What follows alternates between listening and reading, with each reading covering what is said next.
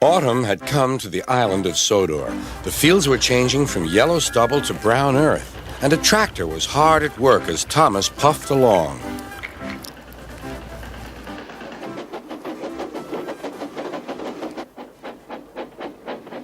Later, Thomas saw the tractor close by. "Hello," said the tractor. "I'm Terence. I'm plowing." "I'm Thomas. I'm pulling a train. What ugly wheels you've got." "They're not ugly. They're caterpillars," said Terence. "I can go anywhere. I don't need rails." "I don't want to go anywhere," said Thomas. "I like my rails, thank you." Winter came with dark clouds full of snow. "I don't like it," said Thomas's driver. "A heavy fall is coming. I hope it doesn't stop us." "Phew," said Thomas. "Soft stuff, nothing to it." And he puffed on, feeling cold but confident. They finished their journey safely, but by now the country was covered. "You'll need your snowplow for the next journey, Thomas," said his driver. "Phew!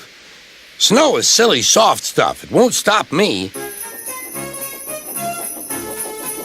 The snowplow was heavy and uncomfortable and made Thomas cross.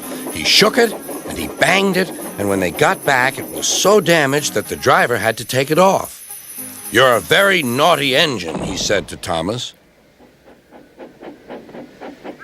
Next morning, Thomas's driver and fireman came early and worked hard to mend the snowplow, but they couldn't make it fit.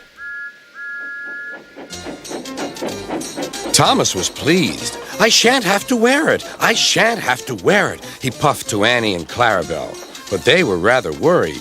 "I hope it's all right. I hope it's all right," they whispered to each other. The driver was worried too. "It's not bad here," he said to the fireman, "but it's sure to be deep in the valley." "Silly soft stuff," puffed Thomas.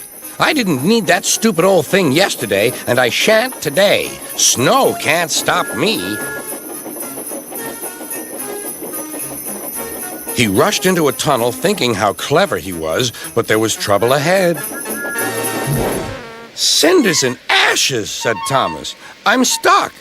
And he was. "Back, Thomas, back," said his driver. Thomas tried, but his wheels spun and he couldn't move.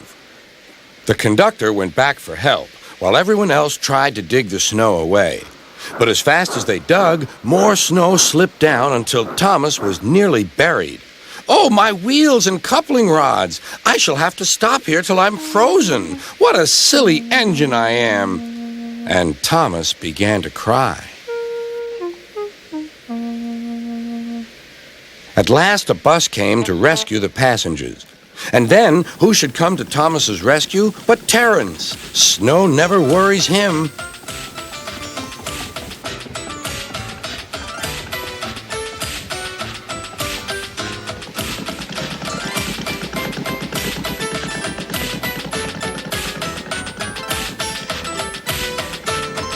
He pulled the empty coaches away, then came back for Thomas.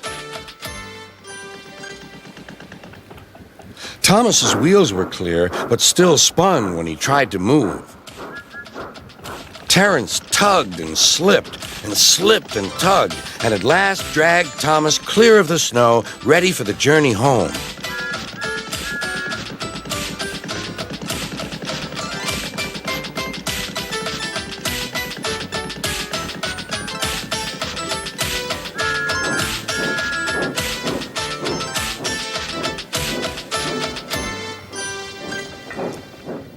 "Oh, thank you, Terence. Your caterpillars are splendid," said Thomas. "I hope you'll be sensible now, Thomas," said his driver. "I'll try," said Thomas, and he puffed slowly away.